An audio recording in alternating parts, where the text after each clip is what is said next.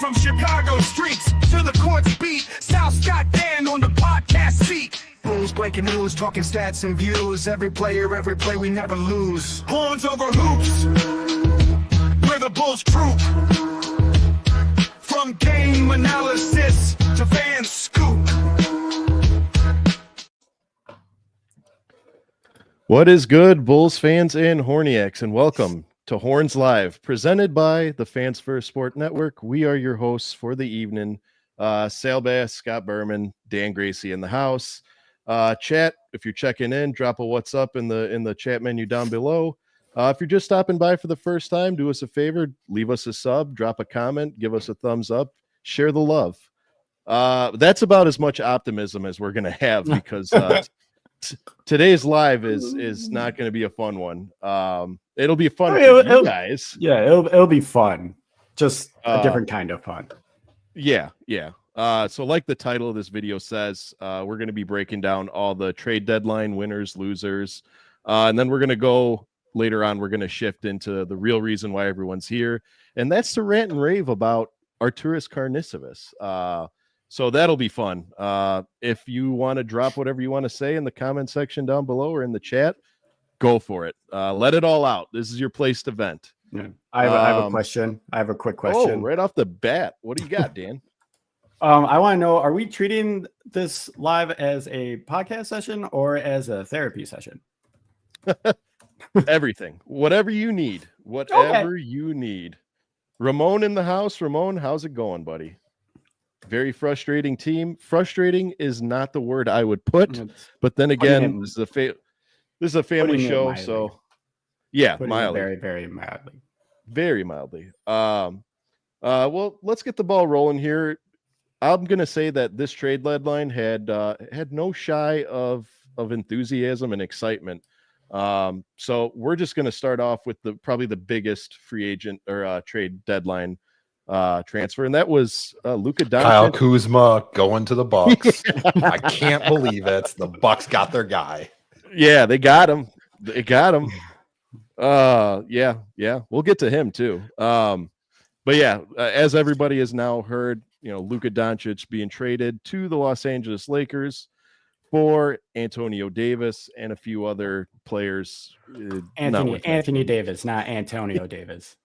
Oh yeah, well, they call him Antonio, whatever. No one calls him Antonio Davis. No one does. No, I know that was my attempt at a recovery. But accordingly, how'd you guys feel about the trade? Like first, before you get into it, where were you when you found out, and what was your initial reaction? I guess is a better question. Talking about the Luka trade. Yeah. I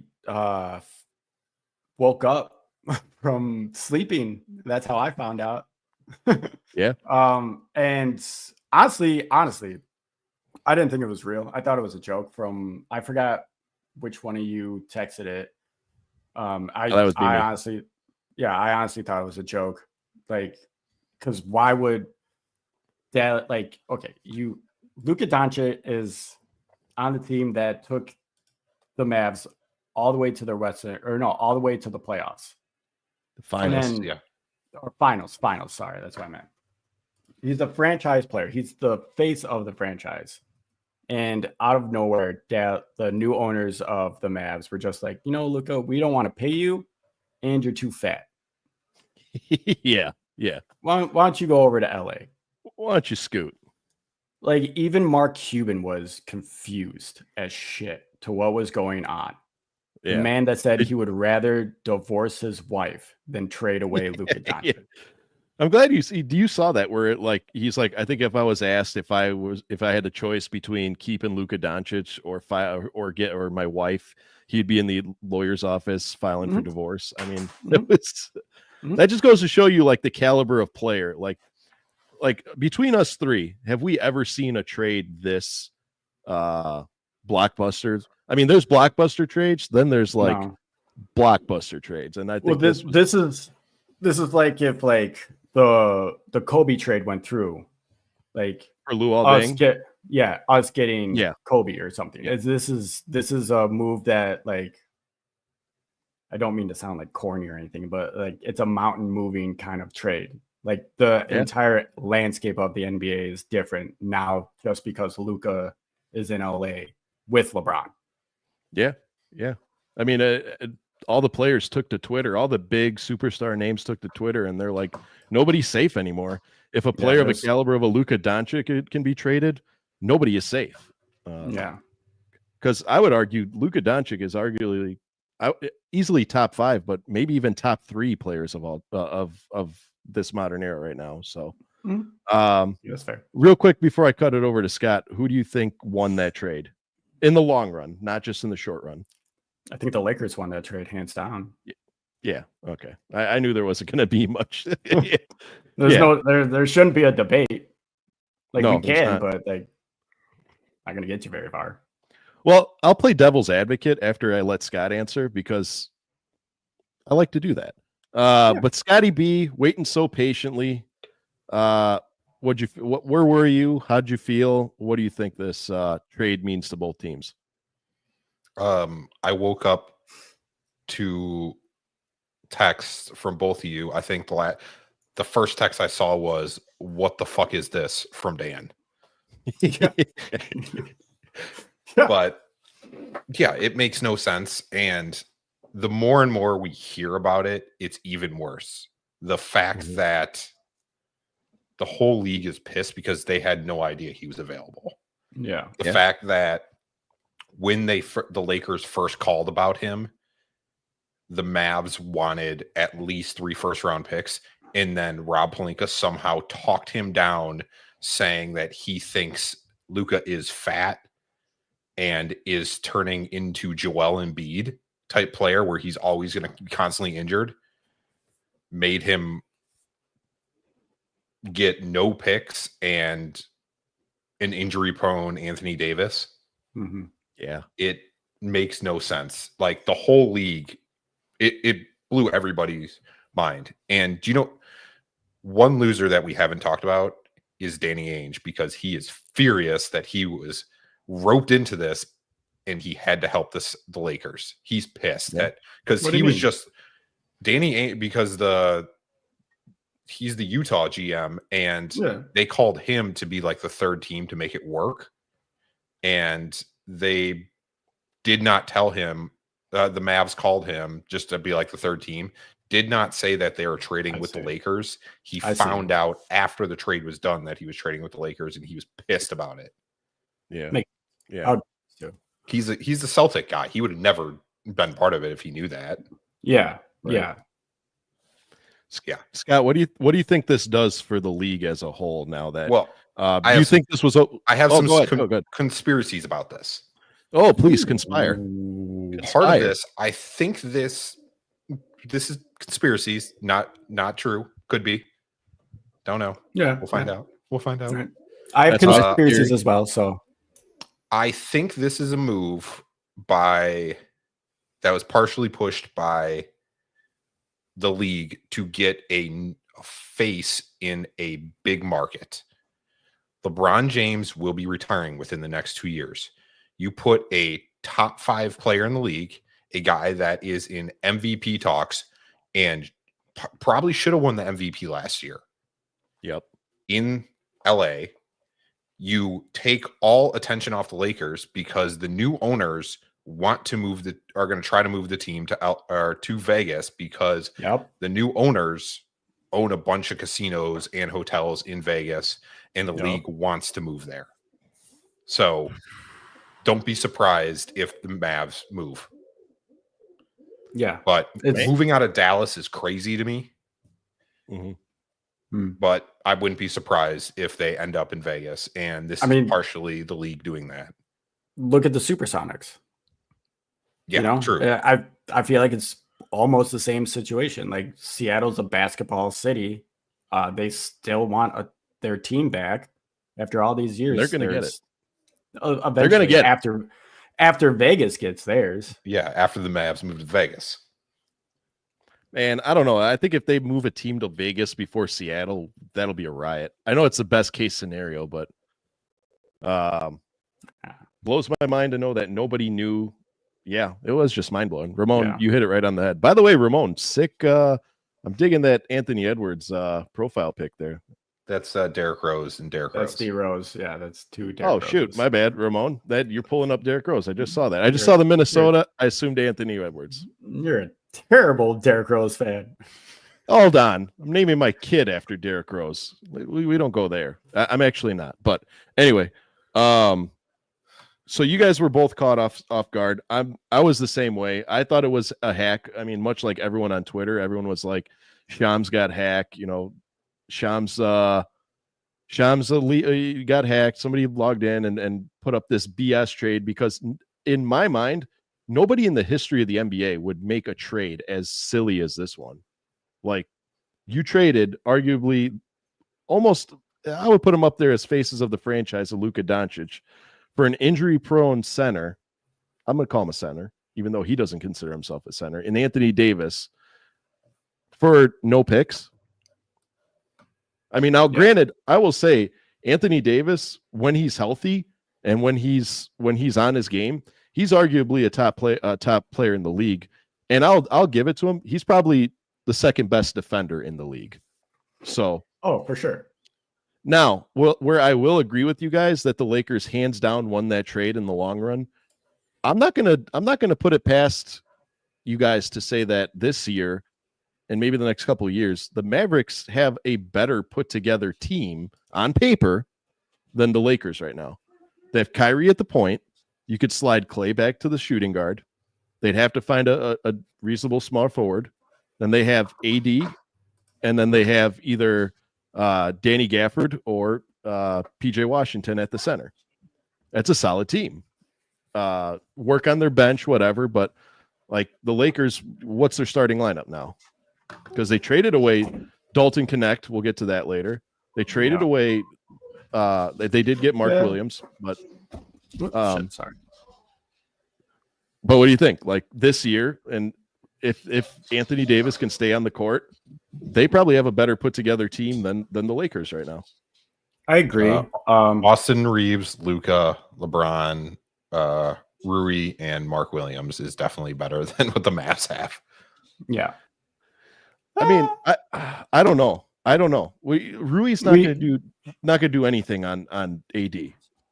I mean, you have to see this whole thing play out. You have LeBron and Luka, and Mark Williams is a really good center.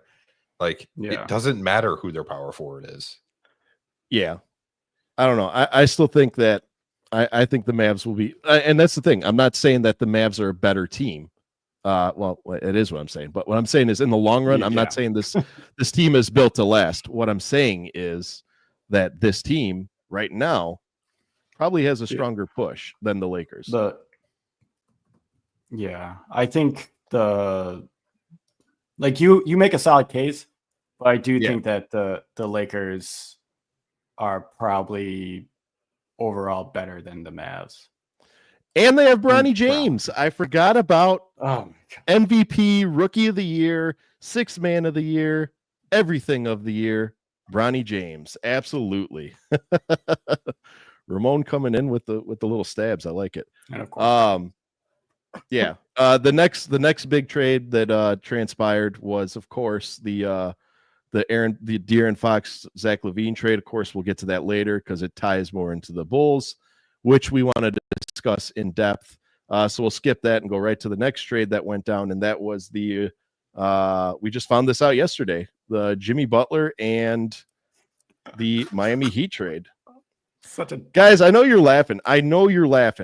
After he said he refused to sign an extension with the Warriors, he refused to go there. He wanted to go to Phoenix. He wanted this. He wanted that. The man still got traded to the Warriors and almost within no time signed a 2-year, $121 million extension. Gentlemen, I'm for one thinking this is a ticking time bomb because you put Jimmy Butler and Draymond Green on the same team. If you guys have listened to our old podcast, I referenced this directly where I'm like, it's a terrible decision. You are going to have a brawl in the locker room the first time they lose. So, Dan, What do you think? I think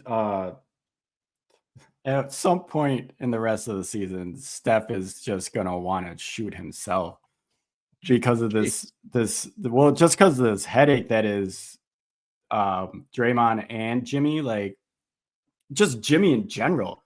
Jimmy always has to be like the alpha dog and always wants his voice to be heard and everything. And he wants every team to be his team. Like, bro, you are now on the team with the greatest shooter of all time.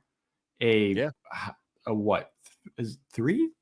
Does Steph have 3 rings? Steph? Yeah. Or he's 4. He has 3? 4? 4. Okay. A man that has 4 championships to your 0, Jimmy. So if you get hot and Steph tells you to shut up and sit down, shut the fuck up and sit the fuck down. Like this isn't Minnesota. This isn't Philly. Like this is a championship caliber mindset that some of these players have on this squad, that they've done it. They've gone through the ringer. So I might give Jimmy the benefit of the doubt after I see how this thing plays out a little bit, and maybe Jimmy will calm his ass down, or maybe Draymond will take a swing at him during the practice, and maybe that will make him calm down or something. That's the most logical answer there. Right now, that move is a bit of a head scratcher. Mm-hmm. Like I get that Jimmy's a star and he's a solid defensive player and he's solid on offense, but I've never once thought of Jimmy as a first or second option. So yeah. Before we get to Scott, Samadi Yee tapping into the chat here. Samadi Yee, we're going to be doing that chat. I didn't want to spoil it, but Samadi is going to be joining us tomorrow for we're going to have back-to-back lives. We're going to be doing a live tomorrow and featuring Samadi Yee. Spoiler alert. I had to do it. I was that excited to have Samadi Yee on. Well, Mike Dunleavy Jr. trading a former teammate. Yep. Yep. Scotty B, what do you think of this trade? I know you've always had mixed opinions of Jimmy, and I'm interested to hear what you say. Jimmy, he's a great player. I don't know how he'll fit. He's the type of player, like at least the last couple of years, he does not care about the regular season, but he's a playoff guy. He's a playoff P type of player.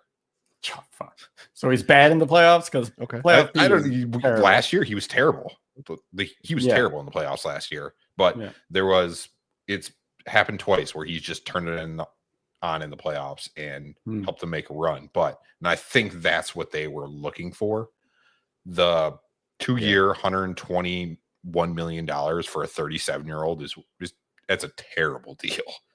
Like, I don't know what they were thinking, but it's crazy to me that they would do that.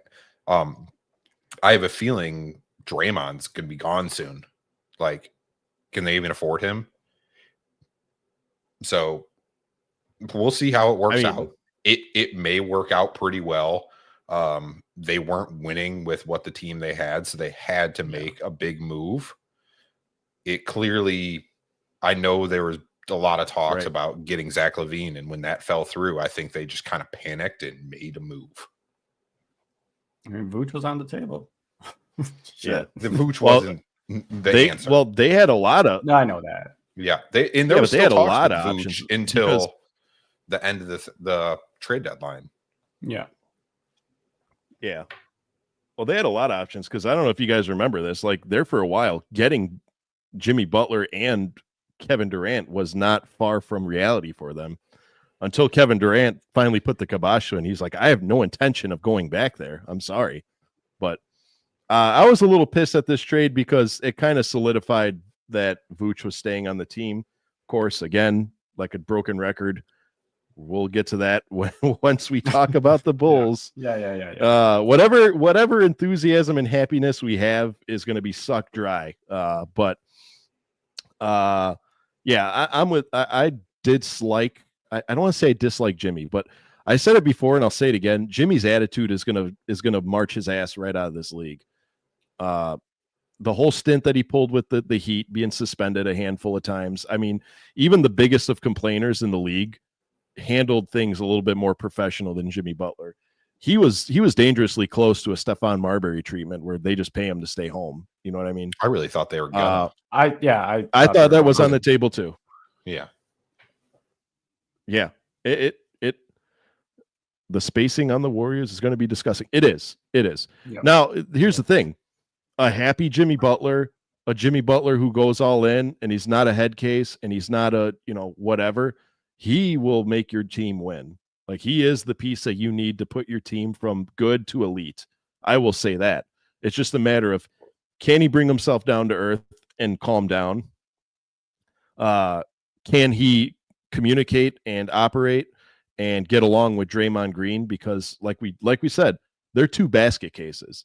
The very first big loss, I can anticipate there's a brawl in the locker room. I'm going to put it now. Like, if DraftKings has this on their on their betting form, if Draymond Green and Jimmy Butler are going to get into a fight, the odds wouldn't be very good. You know what I mean? The odds are like, there's no payout for that. But anyway, signing that extension was kind of a surprise to me, especially someone who said that he has no intention of going to the Warriors. So what do you think happened that he's like, you know what, I might as well stay here, and immediately signed a deal? He didn't even wait a day.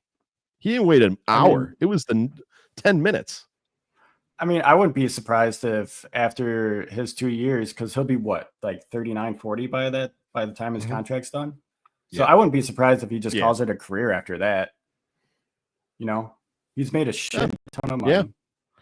He's played on a lot of good teams. I think it had to be a stipulation too with the trade that he signs a deal. Yeah. Probably. Well, and I'm guessing the Warriors are probably the only team that was going to offer him real money. Probably. Yeah. Yeah, but then again, the conflict then comes in when it's time to pay everybody. Like you said, you have, Steph's gonna want some money. I mean, I don't think he's retired. I think he gets one more contract before he retires. Well, I feel like Steph is the kind of player that will take a cut if it means that he gets a good roster around him to make a push into the playoffs and to the finals. I can respect that. I think the type of game that he plays, I mean, they say it all the time that he's a shooter and shooters stay in the league forever. Look at Ray Allen, look at Vince Carter. Vince Carter was one of the most athletic dunkers that we've ever had. And then after that injury, he dropped back, became a shooter, and he survived in the league, 23 years? It was insane. Yeah. Kobe lasted a long fucking time. Kobe was an anomaly because not only not only could he shoot, but he was athletic as hell. So, we'll skip the contract extension news and we'll move right on to the Brandon Ingram trade. I was absolutely furious at this trade. Now you're going to see me get upset.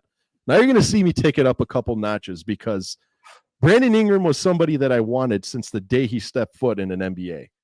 And what I feel like they got for him was not something that was out of the realm of obtainable for the Chicago Bulls. So what do you think about the Brandon Ingram going to Toronto, Dan? I mean, so first off, I want to get this out of the way. I was very busy at work today. I didn't get any time to look at the trades that happened today. So I know Brandon got traded to the Raptors, but I don't know the details or anything like that. I will say good for Toronto. He's a very solid player. I think this helps Toronto tremendously. I thought that they were going like the Spurs route where they had a solid roster, like construction and talent wise, and they were just tanking purposely to get like a really good player in this draft. But now that they have BI, I think they're gonna they could probably push for a playoff spot now. Yeah, they got a lot of good pieces. Obviously Scotty Barnes, Grady Dick. I mean, that team has got some talent on there. There's a few more, but mainly those two. Scott, what do you think? And how upset are you that we could not pull the trigger on a move like that? Well, the question is does he resign there? This is his last year of his contract. So, yep. Like, I don't know. Is he going to resign? We're clearly, I don't think we're ever in the market for him. Yeah. But maybe if he's a free agent, we will be. Mm-hmm. But I don't know. They really didn't give up that much. Who'd they give up? Bruce Brown Jr., Kelly Olynyk, and an the Pacers first round pick next year. Oh my God. In 26. Oh my God. Yeah. Yeah. It was peanuts. You just got fleeced. Yeah, it was nothing. Yeah. And again, who knows? God. It could have been like you said, just a salary dump. Like you have him for a year and then he walks, but you get some cap space. But yeah, I would have gambled that if Brandon Ingram would have been traded to Chicago, he would have stayed and signed an extension. Oh, I think so too. I don't know. Dude, imagine that lineup. Imagine that lineup. Lonzo Ball, Josh Giddey. You have either Matas or Brandon Ingram at the 3 interchangeably or 4, and then Jalen Smith at the 5. See, you're gonna make me go on a rant about the Bulls, and I don't want to do that yet. Well, it's coming up because that was the last big trade, so it's coming up. Don't worry. You skipped over the Chris Middleton trade. Yeah, the biggest trade of them all. Oh, yeah. Dan, how's your dad doing? Because I know he's a big Bucks fan. I know he was probably absolutely furious of that. I actually called and talked to him today about that, and it's good. You should call your dad. He was, he wasn't thrilled, but he wasn't mad either, because he doesn't know much about Kyle Kuzma. He knows Chris, obviously. He's kind of happy, like on a personal level. Well, no, I mean like professional. Who doesn't? Yeah, obviously. They golf. They go golfing. My dad stole Chris Middleton's ankles, and that's why he can't play anymore. No, he's glad that Chris is off the team. It sucks that he's in NBA purgatory with the Washington Wizards. Yeah. But I mean, he's a tank commander now. He can lead that team to the worst record in the league this season. Kuzma, like, it was a bit of a head scratch. Like, I'm glad that Milwaukee got rid of Chris because he's just a shell of what he once was. But getting Kuzma, like Kuzma's in the same category as like Nick Young to me. Like, yeah, he can score when he's hot, but most times he's just clowning around out there in the court. So, like, yeah, I don't think either team won for that trade. But I'll give you this, okay? Kuzma is a clown, but is he a clown because he's washed up or he's not as talented as we make him out to be? Or is he clowning around because he is on the clown team of the Washington Wizards? You know what I mean? Like, in my opinion, before I get to Scott, I think that Milwaukee Bucks absolutely won this trade by a long shot because Chris Middleton never played. He's constantly injured. Kyle Kuzma, true. He has his injury problems, but the man can contribute. You know what I mean? Yeah. I mean, I didn't think he was hot shit when he was even on the Lakers. Like Kuzma? Yeah. He was when he was dating one of the Kardashians.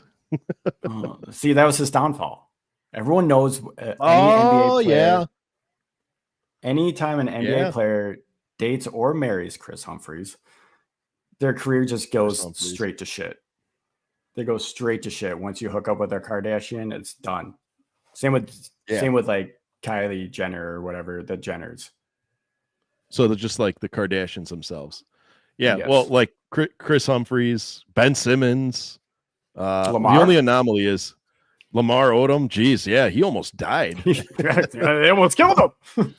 Tristan Thompson. The only anomaly to that was Devin Booker. Yeah. Yeah, for 15 games. Yeah.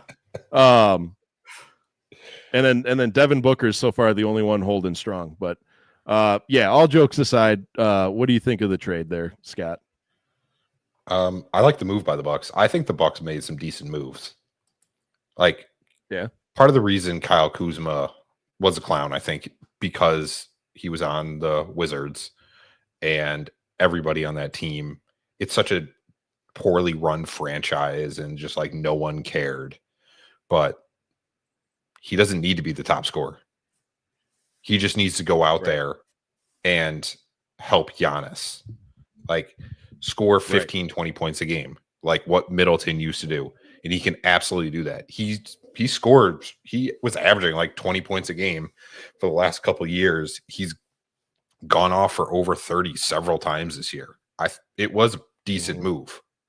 Yeah. So I like what the Bucks did. And they absolutely won. Chris Middleton's always hurt. I don't see him being in the league more than 2 years. He can barely play. Yeah. They also picked up Kevin Porter Jr., which I think is a decent bench player. Wait, what? For him. So yeah, the Bucks made they just traded Marchenko Beauchamp for okay. Kevin Porter Jr. Yeah, and so, which like everyone here's not a bad move. You know, I like that. No, Kevin Porter Jr. was never a bad player. He just got himself into some personal problems. He was a stud in Houston until he had to do some illegal stuff. But he was never a bad player. Like he was always a lights out shooter, very athletic, and just found himself in a bit of trouble. He had a lot of success down in on the Clippers. Samadi E can attest to that one. Real quick chat check-in. If you're just joining us now, we're breaking down the trade deadline winners and losers. We have not gotten to the Chicago Bulls yet. Don't worry, it's coming. So if that's what you're here for, don't worry, you haven't missed it. But if you're here and you're new, do us a favor, hit the subscribe button, give us a follow, give us a like, comment in our chat, watch our videos, and spread the Horniak love worldwide. But gentlemen, we're here. Let's do it. You ready to get sad? Fuck yeah. Ready to get pissed off? You ready to lose your mind? Because today I'm in oddly too good of a mood to report the news that I'm about to report to you guys. Like this will be the last laugh you hear out of my mouth. But we did get some good news last night in the form of Dan's boy Lonzo Ball coming back on a very reasonable and very, very good contract, 2 years, 20 mil. So Dan, do I even have to ask you how you feel about Lonzo Ball coming back? That's probably the best move the Bulls did this trades deadline season was extend Lonzo. I was a little shocked by it. I'm not gonna lie, because I mean, Sal, you made a case on why Lonzo should be traded. I saw tons of rumors that Lonzo might be moved and everything. So I thought, hey, we're moving forward with this rebuild. But then when I saw that he got re-signed, fuck yeah, we need that vet. We need at least one solid vet on the roster to coach these young guys.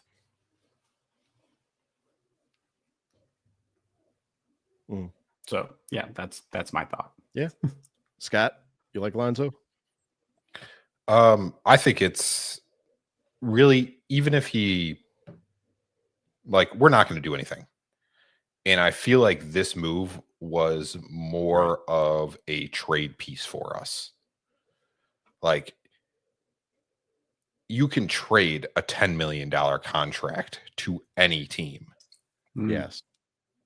Which is massive for us, even though our dipshit GM doesn't know how to trade people. So he knows how to trade people. He doesn't know what a good return. Does he know how to trade people? He obviously Zach got traded. What he doesn't know is what is one move in value. It's 7. Yeah, value. Yeah. I loved it, dude. He proved me wrong, dude. And not just his play, but like Dude, I told you, I think it was two episodes ago, I told you guys, like, there's no way a caliber player of Alonzo Ball will take a pay cut or not come back making a bag of money. I didn't think that he would ever sign. If you presented me, Lonzo Ball, a 2-year, $20 million contract, I would say, get the shit off my table. Like, come back to me when you actually have a legitimate offer. Like, you want me, after injuring myself and coming back playing the way I play, to come back for $10 million a year? Get lost. You know, I'm up there petitioning for multiple year and 60, $70 million contracts. You know,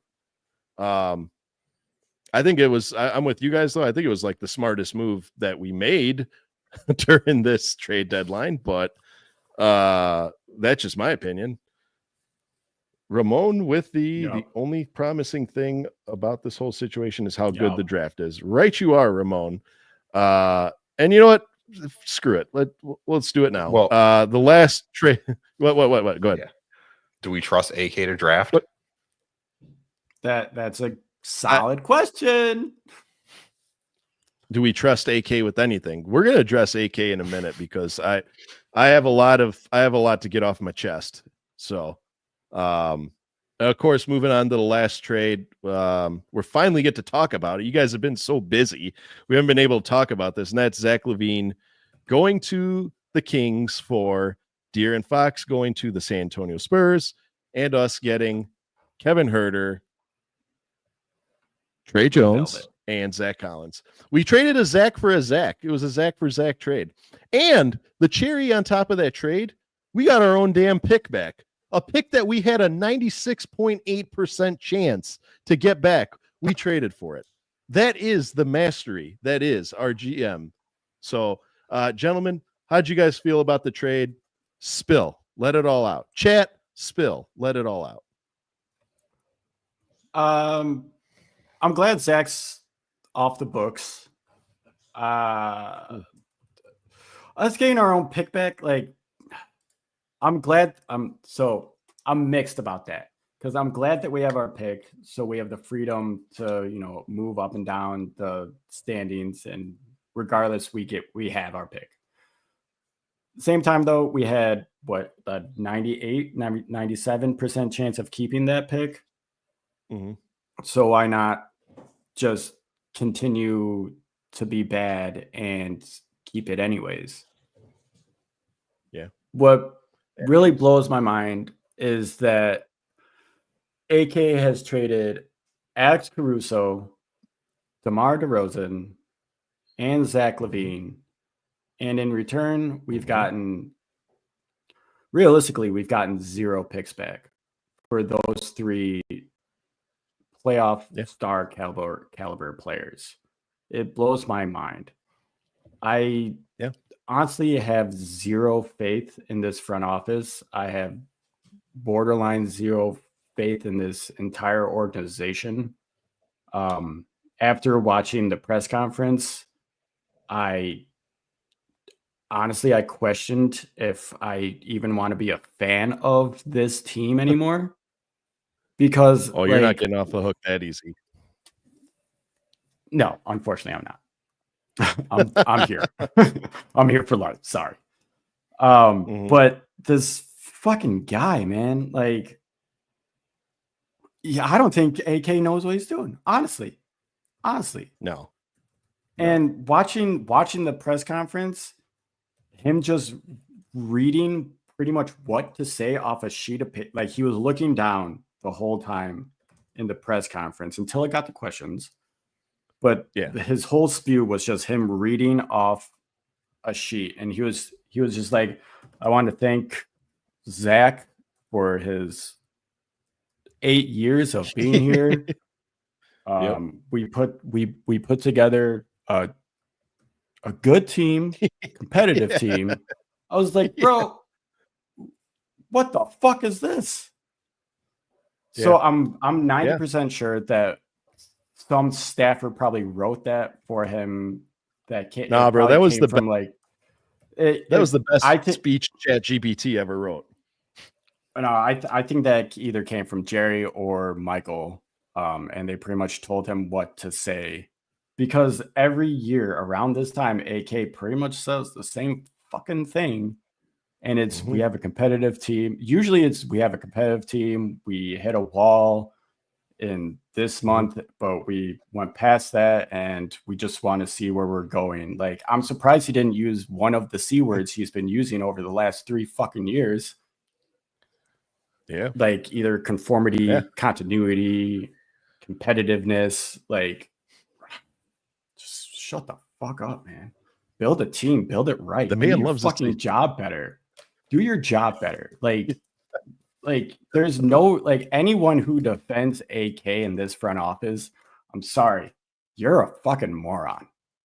Like, well, you're gonna hate me here in a minute. Then you're a fucking moron, Sal. What? That's outrageous. If you're gonna defend, I'm not gonna defend him. I'm not defending him. Like, I will play devil's advocate.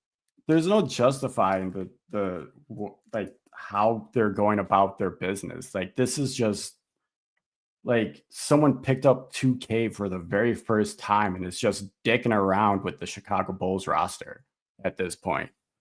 Like, more or less, we still don't have a direction, because I don't understand how you trade a bunch of star players and still think that you can compete for a playoff spot. Like, bro, he's giving speeches. Like, we're not going to make the fucking play in. No. So but at the same time, what GM is going to go on a microphone in front of millions of people and say, yeah, we just gave up. We traded Zach because we're going to start over. We're not going to, win. No, what I mean? You could easily say, like, we traded Zach. We're going in a new direction of this youth. We're going to do a rebuild. But instead he decided to say, we traded Zach LaVine for this player, this player, this player off a sheet of paper.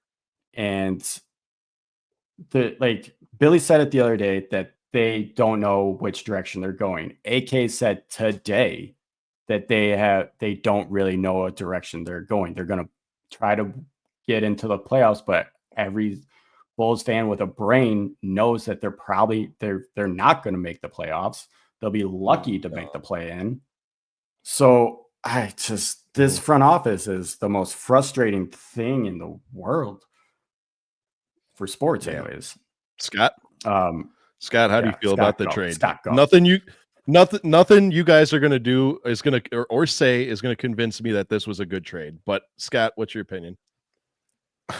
Well, it's a lot. So the only good player we got out of it possibly is Kevin Huerter.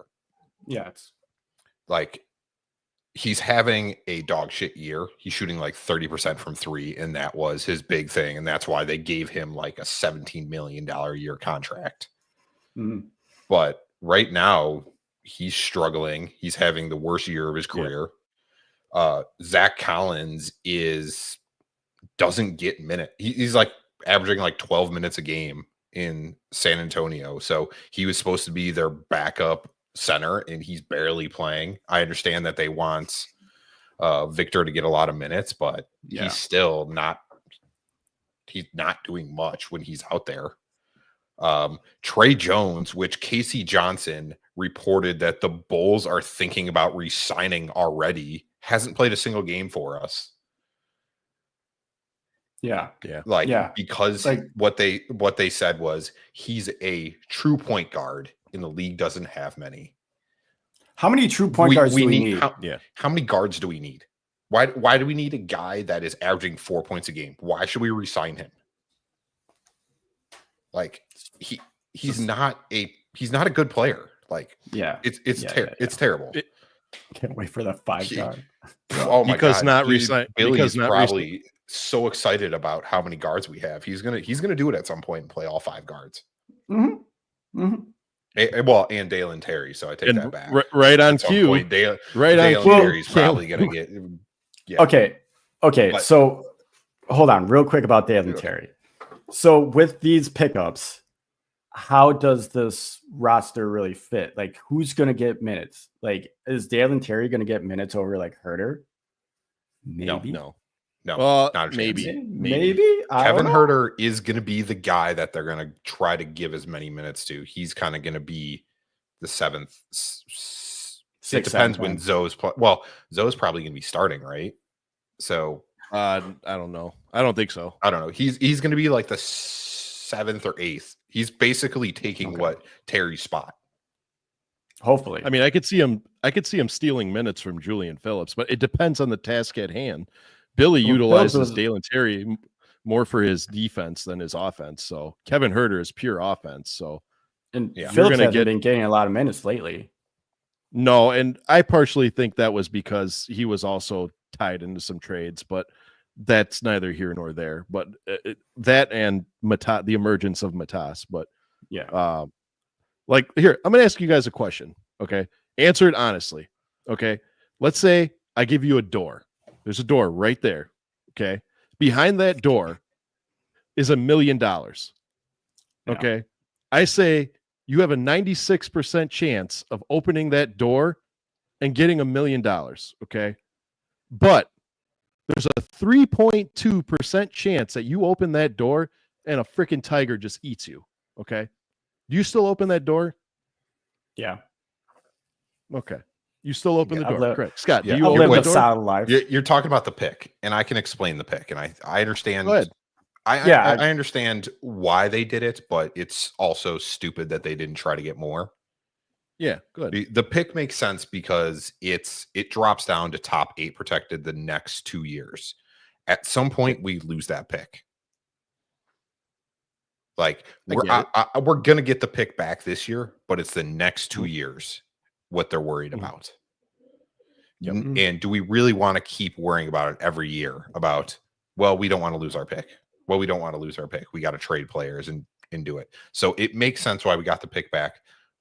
What I don't get is why we didn't get more back. Yeah.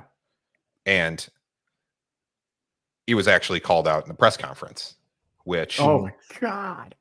But what I loved about that press conference, every single person that asked him a question was an attack because everyone in the media is sick of the bullshit. Like Dan said, that the beginning of the press conference, that was pure bullshit written by management. That was sat down with Michael, AK, and Mark Eversley, and they wrote bullshit. Everything they said, it was dumb, useless. It gave no information, and it did not. There was no plan. There was, well, we'll see what happens in the next 30 games. Mm-hmm. There's nothing. So dumb. And I wrote down a couple people that said something, but one thing did pop in that he said in that whole thing was the team was doing great the first 38 games. I want you guys to guess what the record was after the first 38 games. I'm going to say, let me see, probably 18-20. Yes. That's what this front office says is doing great. 2 games under 500. That's great. Are you kidding me? That's an embarrassment. That's ridiculous that they can think, yeah, we're doing really good. This is exactly where we want to be. 2 games under 500. Yeah. Like, that's a joke. I did pull out some comments from some of the reporters. Joe Colley, Dan kind of brought it up. He called him out saying, you traded the 3 best players on your team the last year, and you're talking about a playoff push right now. And then AK tried to play it off saying he wants to see what happens in the next 30 games, because if they're making a playoff push, that means there's development from the young players. Mm-hmm. Like, if you're trying to go for the playoffs, why are you trading those players? Exactly. Yep. He kept talking about how he wants a young team, and several reporters asked him about, if you want a younger team, why aren't you trading for draft picks? Mm-hmm. He refused to answer that. He kept bringing up, well, we have one of the younger teams. We have a lot of people under 25. Yeah. And we're going to see development from them. Like, maybe that's not an answer. I mean, bro, we saw Pat regress. He literally scoffed at a reporter asking a question. Yeah. I remember that. Drew Stevens from the Bigs. I was so excited when he said this, but he said there's an argument to be made that this franchise is no more relevant today than when you took over. Why do you think Bulls fans should trust you to continue to run this team? And he said, I talked about that at my beginning part of my press conference. I addressed that. Yep. What? Didn't answer it. Yep. What? That's what he said. Cody Westerlin asked him if anybody asked him or offered a first-round pick for Zach, and he got very defensive, and he said, I don't want to talk about hypotheticals. Yeah. I don't want to go into do you want to hear the details of the trade? I'm not going to get into hypotheticals. Yeah, that was such a Miss America answer. Yep. And then one last thing he said was someone asked him about the plan for the future and how they kind of brought up how Billy talked about them playing when they played Ants, and then I think they played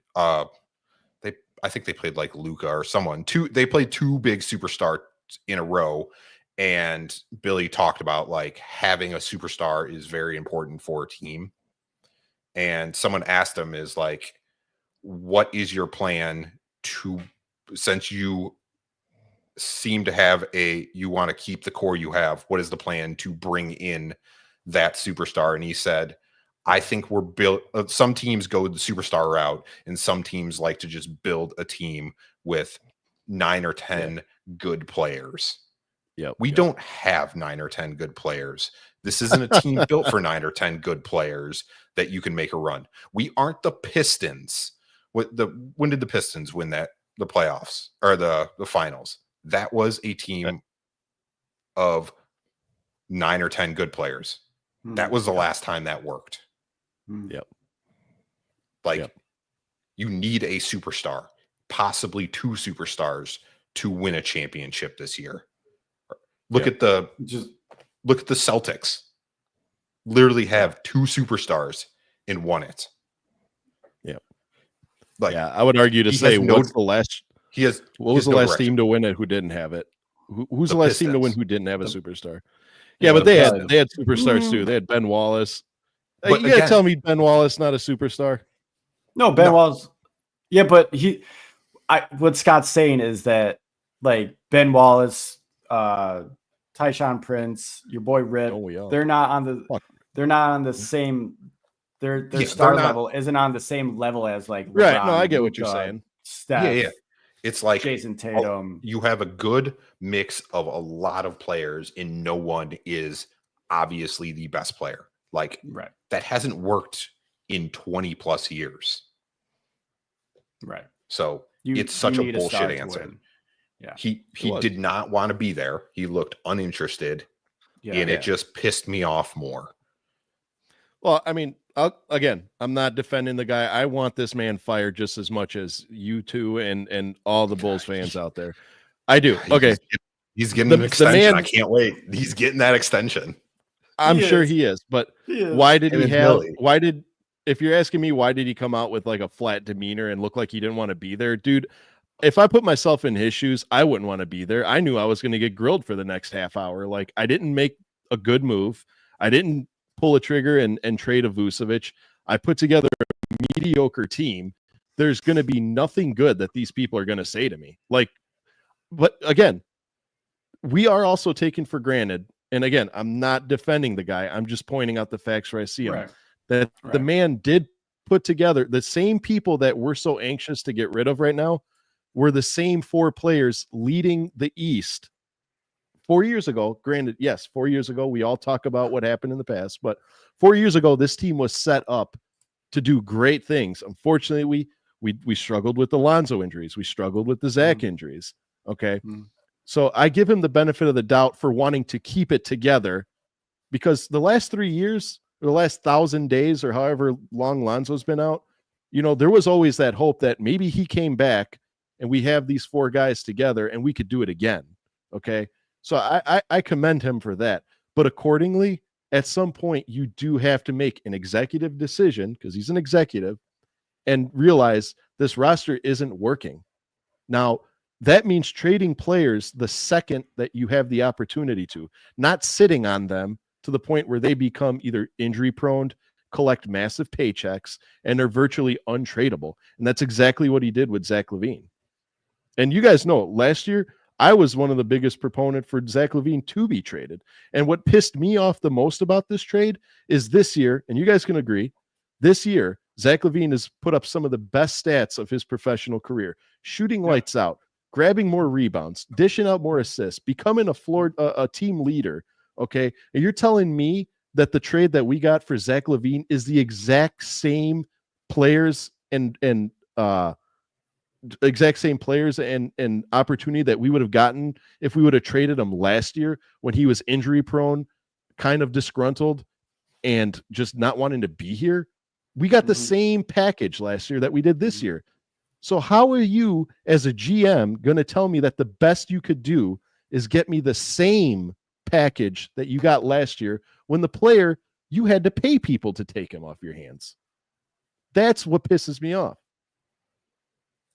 Kevin Huerter was the person that the trade last year for Zach LaVine revolved around, because, again, we're going to give him to the Kings, okay? And it was going to be Kevin Huerter, whoever the other 2 throw-in players were, and that's the exact same trade we made this year for a player that's playing at the top of his level.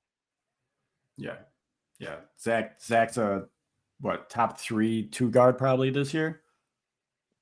I mean, whatever, he is a top player. I take back everything negative I said about him last year, and I will say that right now he is a top player at his position in the league. It's like bullshit. I will say players, these. Go.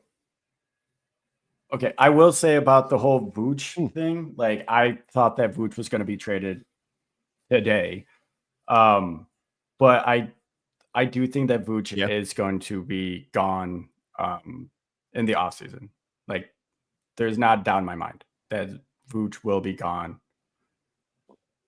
but in the offseason. Same with Kobe. I think Kobe's going to be gone in the offseason. I think next October when we start. Go ahead. AK actually got called out about the Kobe thing because it's going to be harder to trade Kobe next year because of, they said it was like 140% thing. Yeah. I forgot what that was, but it's going to be harder to trade Kobe next year because of how much he's going to have to get paid. So why they didn't trade him this year, and he gave some bullshit answer. You know how it is. That's solid. Yeah. Well, also, I kind of want to go off a go ahead. Go on a tangent. Did you guys see that the Atlantic, they were doing some guy from the Atlantic was doing on a podcast, I forgot which one, but they kind of brought up earlier in the year, they did a story like ranking all the front offices in the league, focusing on like the top 5. Yeah, I've been telling everyone about this. He brought up, like, he said everybody wanted to know who the bottom 5 was. And basically what he said was, that's not the story that we wanted to put out, but what we've heard from everybody and the performance you can see what they've done around the league. Everybody says the Bulls are the worst front office. Easily. It's not the media that's saying it. This is directly from the GMs around the league, because the Atlantic went and talked to every GM. So this is inside the league. Yeah. Every single team thinks they are doing a terrible job. I mean, that explains the Zach trade, because the Kings probably knew that they could just fleece us. Yes. Because AK doesn't like in that article, they did say that those GMs or whatever do think that Mark and AK are smart guys, but since they've gotten to Chicago, they've just made numerous boneheaded moves that doesn't make sense to anyone. So I think Michael Reinsdorf has too much of a say. Yeah, in everything. I think that this might not be solely on AK. It's probably not, honestly. It's probably more on Jerry and Michael. But I mean, fuck, like have a spine at least if you're gonna, just be a poster child for the fucking corporate bullshit, then at least have some spine. Be like, look, like I want more than just a play-in. I want more than just, enough money to get by and shit. Like if you want to, if you come here, like you should want to win. No, it had to be written in their contract that you have to be in the playoffs every year. And the fact that there's a play-in thing means they can't ever blow it up completely. That's what it seems like. I don't know. The thing is, I where I do put a lot of it on our front office, and you know me, I dislike our ownership as much as anybody else. I really do. But like at some point, I know I seen it all today. Like everyone's wishing Garpax was back. Everyone was wishing that we had, we had. You got to understand, we were also set up to get up. This was okay. I think Arturas, AK himself, is not a good negotiator. I think that the front office is like, I'm going to give you a budget, stick to the budget. Whoever you put on your team, fine. Okay. I trust you guys to bring in whoever you want. Just don't take it out of my pocket. I just think, don't bankrupt me. I don't think AK has the negotiation powers to get a deal done. That's just me. I think he's just a poor negotiator. There's no reason why a team that is in desperate need of a center, and that is the Golden State Warriors, were very, very, very serious about trying to get Vooch in lieu of the Jimmy trade. Okay. We should have been able to get a job done there. And accordingly, if everybody knows that Vooch will be gone next season, what is the point of dragging him through the mud this year? Your return for Vooch next year we like to make our players suffer. And that just proves my point that we hang on to players way too long. Yeah. I'm not for just making moves for the sake of making moves. I understand that you can't just trade players for the sake of saying you made a trade. Congratulations. Okay. But accordingly, your value for Vooch in the offseason is not going to be any better. If anything, it's going to be worse because now Vooch is going to start going into this game. It's been reported and it's been seen firsthand that lately Vooch has been flat-footed. He's out there on autopilot. He doesn't give a damn. Okay. You saw it last game. He had 11 points, 10 points. Like that's just going to continue to be a downward spiral for the rest of these 30 games that AK is so enthusiastically waiting to see. It's not going to get any better. That's going to lower his trade value. Where we could have gotten some decent players because Golden State or whatever team that was calling this year was desperate to get a center in, they're not going to be so desperate anymore. Now we're the desperate ones. That's what pisses me off. It's not the fact that he makes boneheaded trades because can he draft well? Yes, he can. He drafted Lauri Markkanen. He drafted Wendell Carter. Okay. But what did he do with those two? He gave up on them way too early. No. AK. AK didn't draft Lauri or.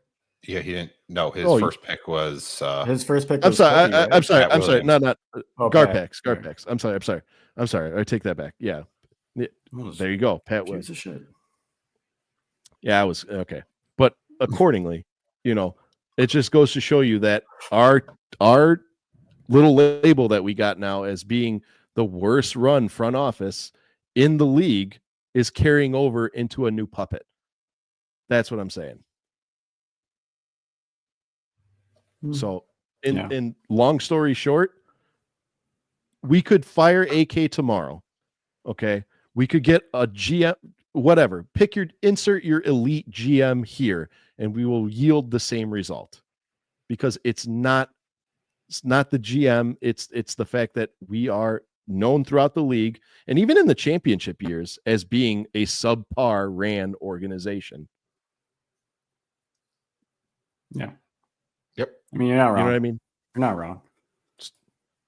So now I'll ask you this in chat. Thank you for sticking around, chat. Let me know how you're feeling in the comment section. I know I just boiled some blood and raised some blood pressures up, but when will we expect to see progress? What do you think will happen between now and the NBA draft?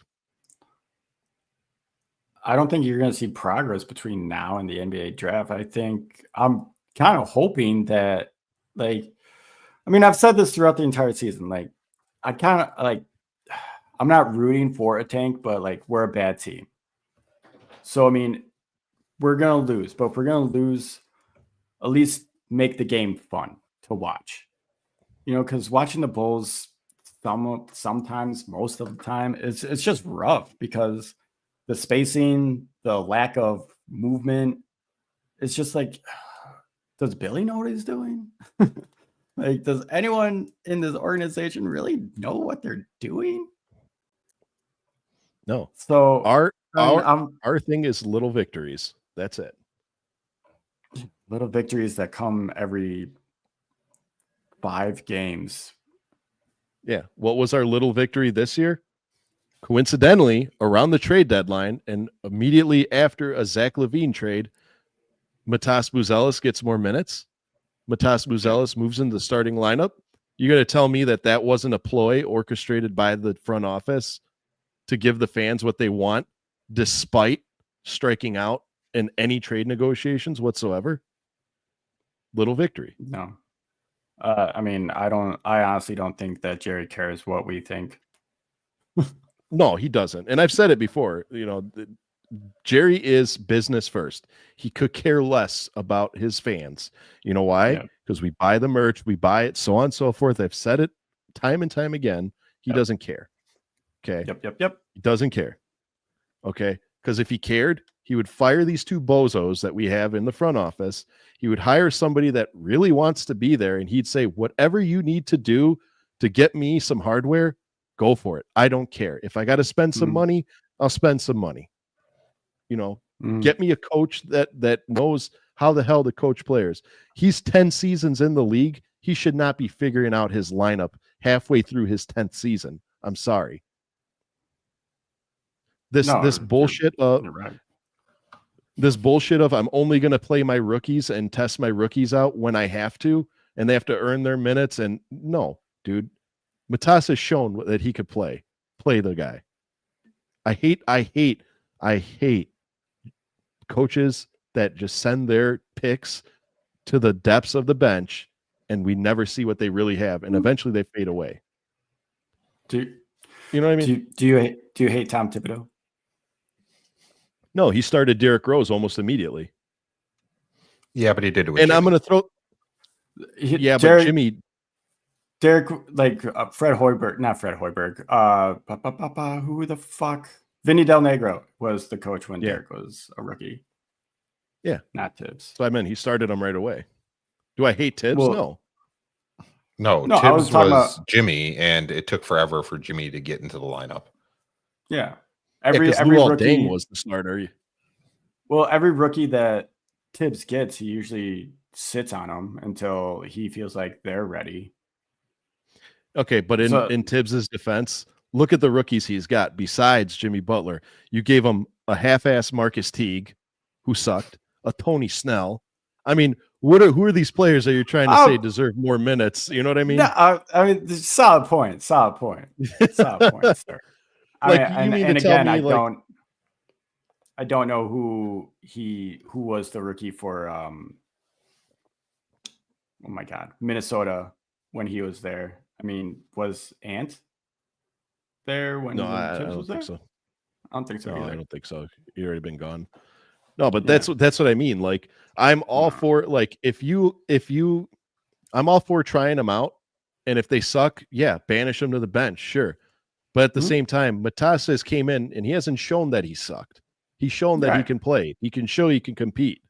and you banish him to the bench. I mean, I'm a firm believer, and I know I'm speaking out of my ass when I say this, that if the finger is up, if the finger is up, that if Billy Donovan would have been the coach when Derrick Rose got drafted number 1 overall, he would still be coming off the bench. I'm a firm believer of that. I don't know about that. I mean, what about like Shea? Shea? Yeah. What do you mean? Billy and Shea. Billy was there when Shea, right? Shea wasn't. Shea was wasn't a rookie. Minnesota. Oh, yeah, my bad. He got traded there. My bad. That's what I'm saying. Like, I'm telling you that if we get the number 1 overall pick and if we draft Cooper Flagg, I would not be surprised if Billy tells him to come off the bench. And he starts Pat instead. Yeah, exactly. Ramon, I mean, what's going on, Ramon? LeBron Thanks James for sticking is around. the big free agent. He said big, not a different B word. They're all old players like James Harden, Kyrie, LeBron. Chris Middleton's a free agent. We'll probably sign him. This will be the free agency that we grab. We'll nab Westbrook. We'll nab one. Nas Reed's probably the one I would go for the most. Like, you can have Nas as your starting. I mean, how many guards can we fit on this goddamn roster? More than likely, we're going to end up getting one of the 4 names you mentioned earlier. Yeah, I doubt we. Karis LeVert might be a decent player to go for. Like to actually pursue. I'd say every name you mentioned, but the problem is all those like Nas Reed and Karis LeVert, they're going to be smart and go to teams that actually have a hope in hell of winning. They're not going to come here. The players that are going to come here are like the main names you mentioned, your Westbrook, your Harden. They're just looking for a big payout before they retire. You know what I mean? Yeah. Ben Simmons. Like, there you go. That's the guy we get. We need a true point guard on our team. He's going to be on the buyout market, I think. He's going to go to Lakers. He'll go to Lakers. I do want to ask you guys, bringing it back to the trade deadline, who are your winners and losers? I think the biggest winner of them all is the Lakers, and I don't even think it's close. Losers, us, bar none, us. I respect what Charlotte did. I think Charlotte had some good moves. What did Charlotte do? What did Charlotte picked up Dalton Connect, Cam Reddish. They got a first round pick for Mark Williams, and then they picked up Nurkic. Okay. Yeah. Nurkic. Yeah. They're building a very high powered offense if people can stay healthy. See, that's another thing that pisses me off is seeing all these teams that, are like known to be like garbage around the league, and seeing all these trash teams build and eventually be successful. And then here we are still in the same spot we were for the last, like, it feels like 7 or 8 years now. Like, when do we get to progress? When's our That's the question that every single Bulls fan is wondering alone. And actually, I do stand corrected, Ramon. I do think Dallas is the biggest loser because we lost a former All-Star. They lost a current MVP candidate. Like that's insane. Yeah. But at least they get to compete still. You know what I'm saying? That's true. And they'll be able to compete in the future. So I'll piggyback off of Scott's question. What team do you think got better? Like, what team right now, after their moves, has the best chance to win a championship? I don't think they're going to win a championship, but a team that I think got better is Toronto with getting BI. Okay. I think that's a step in the right direction. Okay. Go ahead. What about championship wise? Championship wise, I mean, obviously the Lakers. Obviously, I think I think with Luka on the team, LeBron does have a solid shot at getting his 5th ring. Maybe. Plus, I know the NBA wants it. Yeah, it'll be the first ever father-son championship squad. Oh, yeah. Like that. Let the That'd be glazing insane. begin. Oh Let my the God, glaze begin. dude. Okay, real quick about glazing and LeBron. Oh boy. All right, let's go. Okay. I have no idea if he's gonna listen to this. I don't know if you are, Jared, if you're listening, I'm sorry. But at the same time, bro, you need to get off LeBron's dick. Like, so there's a supervisor at my work. He loves LeBron James. Loves LeBron. He talks about LeBron James as if he knows LeBron James personally. Maybe he does. And I've never seen such glazing in my entire life. I thought we had to call the janitor to clean up all the fucking like glaze. My God. It was insane. Like, you LeBron fans there's no talking to you when you confront them with facts. Like, I don't know. LeBron fans, y'all need to calm fuck down. Like, LeBron will get another ring. Luka's there. Y'all are gonna be fine. And from now on, when Lakers say they can get whoever they want, I'm not gonna argue anymore with that. Yeah, because you got Luka for pennies, pretty much. So good job, Lakers. I hate the Lakers, but kudos to you. Yeah. Oh, Ramon's gonna debatable. Debatable. Absolutely. Debatable. He used to tell me all the time. I know Ramon on a personal scale, and he's like, he always says LeBron is his GOAT, and I'm like, boy, you need to be educated. The GOAT conversation, to each their own. You can make the case. Like LeBron, I said, there could be a GOAT for every era of basketball. Like, all right, cool. LeBron currently is the greatest of all time for this generation. Sure. Yeah. Dude, it's like I said, the GOAT isn't who put up the biggest numbers, who won the most championships. It's who made you start loving basketball. If it's LeBron, it's LeBron. If it's Mike, it's Mike. Right. If it's Tony Snell, it's Tony Snell. I mean, you gotta be out of your mind. No one's GOAT is Tony Snell, not even his parents. His parents are disappointed in him. Just like, Well, we know Dan's GOAT. It's John Lucas III. Lucas III. Bro, I should have John Lucas, but goddamn, after watching that 520 podcast, I love John Lucas. He is a real one. He is. Oh my God, I would love to sit down and just have a nice conversation. Oh, yes, it was a good. You really should watch that one. If you're a Bulls fan, he tried to make sure everybody had a great work ethic. He had the Kobe mentality. He wanted everyone to succeed. Do better. Yeah. Oh my God, great person. Yeah. But bringing it back to your question, Sal. So you went from glazing LeBron, you went to the GOAT. What? I'm confused, but sure. I said you went from glazing LeBron to glazing John Lucas III. Yeah. Okay. All right. Bringing back to your question about all right, the championship one. The answer is the Cleveland Cavaliers.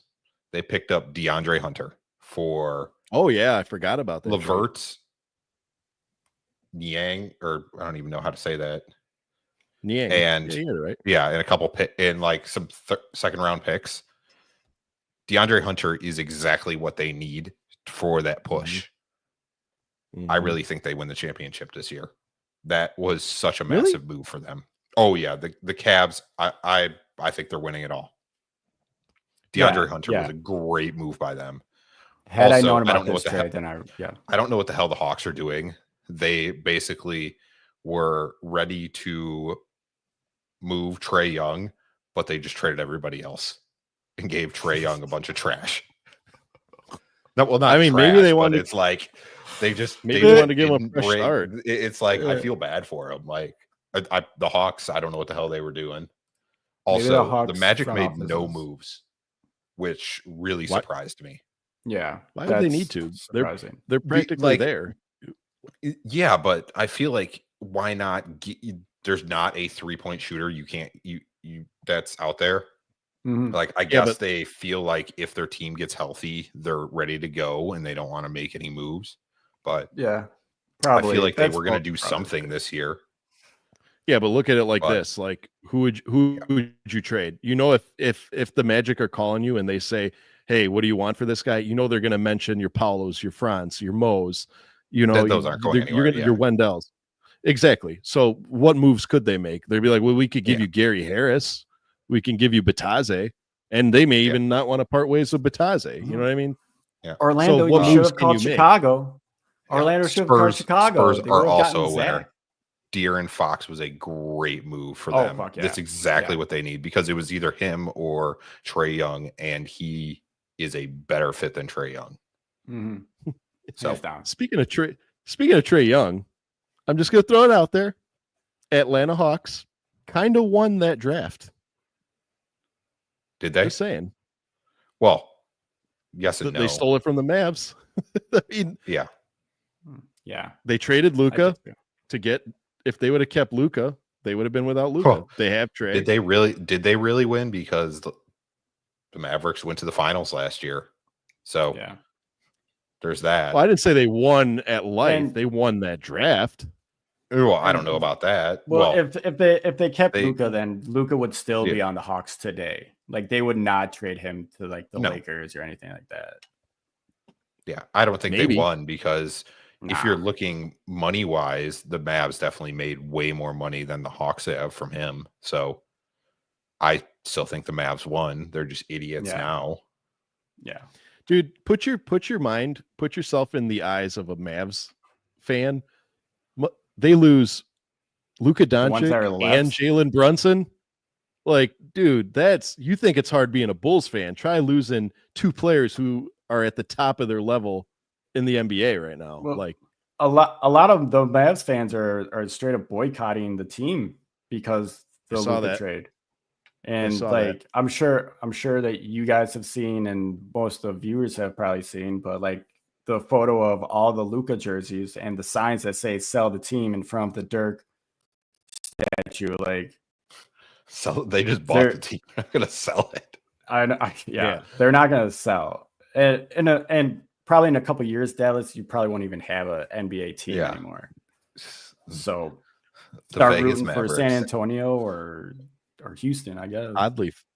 Oddly fits the Vegas Mavericks. I mean, oddly fits the Las Vegas High Rollers. I don't know, whatever name the Mavericks would be. I don't know. I think that the NBA is going to expand before it relocates a team.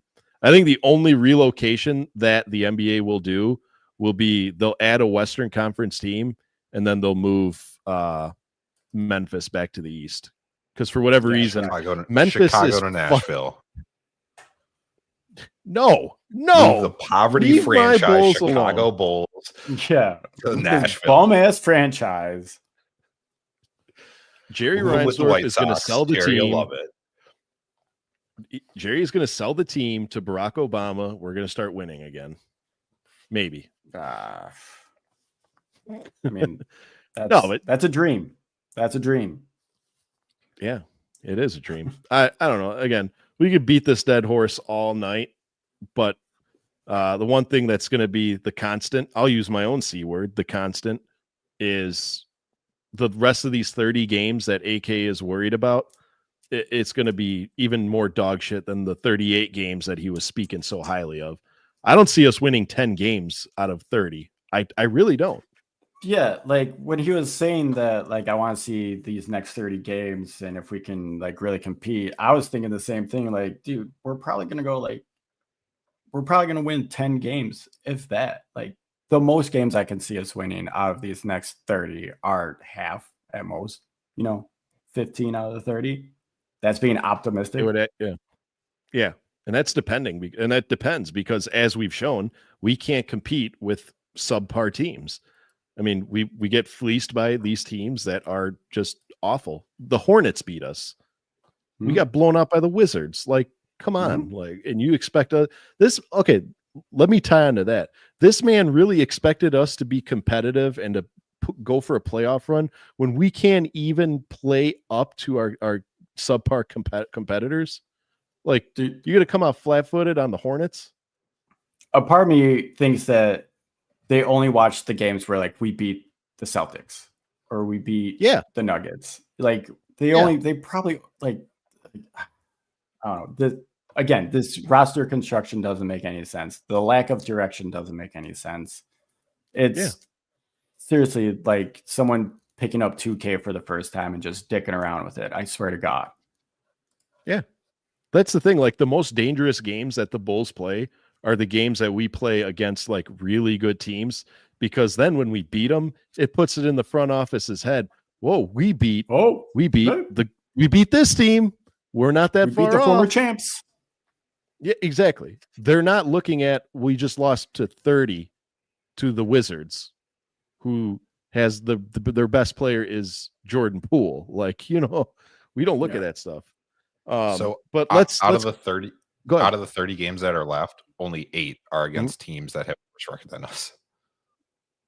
Only 8. Yes. I could see us winning 8 games. Maybe not even that. Yeah. We'll win. I mean, I hate to be pessimistic. Like, I really do. Like, I love watching basketball. You're being quite optimistic with that 8 games. I don't know what you're talking about. Like there's the thing, man. Like, and even my wife, she's like, I don't know why you still watch. If they're so bad, why do you still watch? Like, I still love basketball, still love supporting my Bulls, but like, I just want some direction, man. Like, I really do. And the problem is, yeah. Here's the thing, and I hate to like flip flop back and forth, but like, if we would have traded Zach LaVine for some assets that reinforce that this team is marching towards the future, I would have been a little bit more at ease with that trade. We all knew Zach was leaving. It was a matter of when. Okay. But when you tell me you trade for 3 players that are bench players and a pick that was originally our own pick that we more than likely would have gotten back, it kind of takes the wind out of your sails. Now, if you would have told me that in addition to our pick back, San Antonio threw in like a 2026 or, you know what I mean? Unprotected. Right. Now I'm a little bit more like, okay, it's 2 picks. However, you give us back our own pick that we had almost 100% chance of getting back. It's dog shit. I'm sorry. Right. And you're giving me 3 players that nobody wanted. I mean, I like Kevin Huerter, but that's about that's fine. Okay, that's the thing. And here's the thing. Don't get me wrong. I don't dislike Kevin Huerter. I don't dislike Zach Collins. I'm actually most excited to see Trey Jones, and he'll never play, unfortunately. But I'm most excited to see Trey Jones. But the problem is, I didn't want those players on this team in exchange for a 2-time All-Star and Zach LaVine. You know what I mean? Like, if you told me we would have traded Javon Carter for Trey Jones, sure. If you told me we gave up Torrey Craig and whoever for Zach Collins, sure. But not Zach LaVine, man. I mean, I was silly me. I was just expecting some picks. Like the players were like whatever. I was whatever with the players. Like, we're gonna suck, let us suck. But the lack of picks that we've gotten is just mind-blowing. Like, how are we supposed to build for the future if you're not getting picks? Ding, ding, ding. Ding, ding, ding. Like, what do we need to build for the future? We already have the foundation. We're good. It's just what foundation? No, I mean, God. You ever see that cartoon? You ever see that cartoon of like the wave crashing into like the house that's like built on one post? That's us right now. That's all we are. We're just constantly rocked. We're hanging on for dear life. The fact that we won, how many do we win? 20. What are we, 23, Scott? We won 23 games? If I don't know. The team sucks. 22. Yeah, it's no 22 and 30. 22. It's nothing. 22 and 30. It's nothing short of a miracle that we actually won 22 games this year. But to reinforce Dan's statement, if this GM is so optimistic about the future, if he thinks that We're going to build for the future. This is going to be a future superstar team and all that. Why aren't you stacking any picks? How are you supposed to have a future without picks? Someone did ask him that question. If you're urgent to build a young roster, why are you not like stockpiling picks like every other, front office would? And Scott, I'm pretty sure he said something similar about this. He kind of just ignored it and just kind of scoffed it off and just gave like a garbage word, a word salad that didn't make any sense. And, you could tell, like Scott said, he did not want to be there. He didn't want to answer these questions. I understand you're probably going to be grilled by the press. I mean, but that's part of your job, dude. So I don't know. Be prepared. I mean, we talk about Caesar salad, ranch dressing. What kind of salad are we talking here? What salad? What? Salad. You said a word salad. Word salad. Joke. Whatever. Okay, my bad. Anyway, fellas, I could sit here for hours, but unfortunately, we don't have that kind of time. I haven't eaten dinner yet, and I'm not skipping a meal at the expense of AK. Therefore, before we head out, what do you guys got for everybody? Well, me and my wife, after 2 years, we finally booked our honeymoon. Oh, where are you guys going? See, now I'm happy again. Now I'm happy. Where are you going? We're taking a cruise. I got frustrated. I got frustrated in planning this whole thing. So I kind of was like, I got to the point where I was like, just tell me when and where we're going, and I will be down. And then I just left. And now I'm going on a cruise. I know that we're going to see the Dominican Republic. We're going to Puerto Rico for a day. Ooh. We're going all over like the Caribbean. So yeah, our thought process was we could go to one place or we could go on a cruise and go to multiple places. I like your thought process. Yeah. That's what's going on with me. Yeah. Oh, nice. I'm excited for you. Good for you. Good for you. When do you shove off or set sail? It's not until November. Honestly, boss move. Great time to get out of here because it's starting to get cold and it'll be like 80 over there.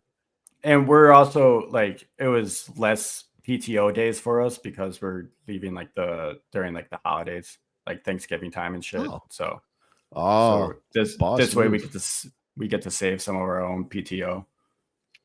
Damn, Dan Gracie, genius in the vacation planning. I know you're not. You're gonna be. I take my PTO time seriously. Okay, this is my time. Don't we all? Scott Berman, what do you got before we leave? Keep it happy, please. Let me be happy. And on a positive note, I have something that's not gonna be happy. Oh, dadgummit! What? It's not terrible. It's not terrible, but it's like we talked about. We told everybody expect to be upset about the Zach LaVine move. Oh yeah, and somehow we were still even more disappointed. Yeah, so there's that. Mm-hmm. But I don't know, going to France in a couple of months. So yeah, it's awesome. Yeah. Oh, we. You've been to France already before, haven't you? No. You've been out of the country? Really? It's hard to keep track of all your travels. I went to Scotland and Ireland. Oh, that's right. That's right. That's not France. Yeah. Doing the whole UK tour, business or pleasure? Or both. Pleasure. Pleasure? Oh, I meant is it a business trip or are you going because you no. Okay, good. No, the only business trip we would do was either they send people to Japan or Brazil. Oh my God. Ooh, I'd go to Japan. But they're not going to send me to either. Yeah. Not with that attitude. We go to Canada. We go to Canada all the time, but yeah. Wait, when are you going to France? 3 weeks? The end of March, beginning of April. Okay. Oh, well, happy travels for both of you guys. Man, now I feel like crap. Like both you guys are leaving the country and I'm staying here. I'm not going anywhere. You're stuck. Bulls fans, you're stuck with the Bass. You know what I mean? Damn. Okay. I guess my closing statement is nothing even close to that. But my closing statement is this: like the next 30 games are going to be a prime example of why the ownership does not care about us, because despite how terrible we are going to be, everyone's still going to watch the games. Everyone is still going to go buy tickets to the games. So they're going to buy the merch. They're going to continue, like us, putting out content about the team.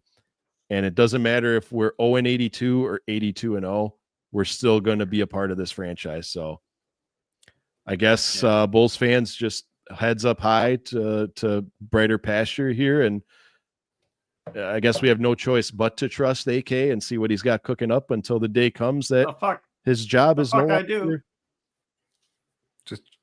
You're still gonna watch. We're still gonna be doing this podcast until we turn into a Las Vegas Mavs podcast.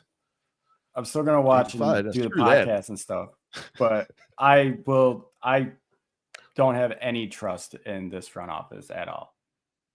If this pod is turning into anything, it's gonna be when we move to Seattle. It's gonna be a Sonics. I already got the name, Sonic Speed. That's gonna be our podcast name. What's Sonic Speed, baby? That's it. Even has a good ring to it. You heard it here first. Well, I could even change the intro. What's good, Sonic? We're done. We're done. Just end the stream. We're done. You've gone too far. End the stream. End the stream. Speedy X. Okay. Yeah. All right. Anyway, before we go down end the stream, I'm leaving. End the stream. I'm over after. All right. Take off. Bye, Scott. While one of my co-hosts leaves the building, thank you for sticking through to this point of the cast. We appreciate you tuning in each and every time we do one of these. Thank you for talking Bulls with us. Head over to our YouTube page, check out our shorts and our videos, give us a sub, like all of our content, and promote yours there. We always love hearing about new Bulls content. You guys put out some good stuff. Again, we're doing a stream tomorrow with our super fan Samadhi Yee. I'm looking forward to that. We're going to be playing. There's a random dog in the picture. We're going to be playing the grid and doing a Pirtle. Yeah, we're going to have a good time. But until next time, I'm just going to close by saying, Bulls fans, I'm sorry we didn't get the guy that we wanted in the trade deadline. I'm sorry we're all disappointed. Better luck next year, I guess I can say. Till next time, this has been a Horns Over Hoops podcast live. I'm Sal Bass, Dan Gracie. Scott Berman came back. And Scott Berman. Scott Berman comes back. Good night, everybody. See red. Go Bulls. Be safe.